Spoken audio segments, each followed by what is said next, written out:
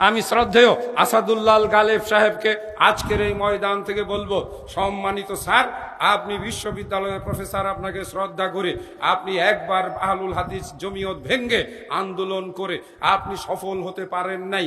মাত্র 10-20-50 জন লোক নিয়ে বাবারে আর বিশৃঙ্খলা তৈরি করবেন না।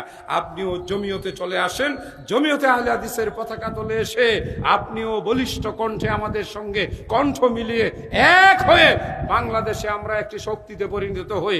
বলেন কথা ঠিক বলেছি না ভুল বলেছি? আলাদা আলাদা ভাবে ওই ফতোয়াবাজি করে কোন মসজিদে হাত তুলে দোয়া করলো কোন ইমাম, তাকে জাহান্নামে পাঠাইয়া কোনো লাভ নাই। হতে পারে কেউ তার কাছে দোয়া চেয়েছে, অতএব তিনি একটু দোয়া করেছেন, এটা সর্বসম্মত উলামাদের মতামত।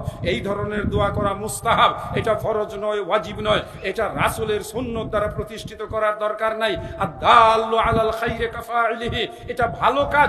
দোয়া করা আল্লাহর কাছে চাওয়া, হাত তুলে দোয়া করা আল্লাহর কাছে আদব। আল্লাহর নবী বলেছেন, কোন মানুষ যদি আল্লাহর কাছে 2 হাত তুলে দোয়া করে, আল্লাহ পাক তার 2 হাত ফিরিয়ে দিতে লজ্জা বোধ করেন।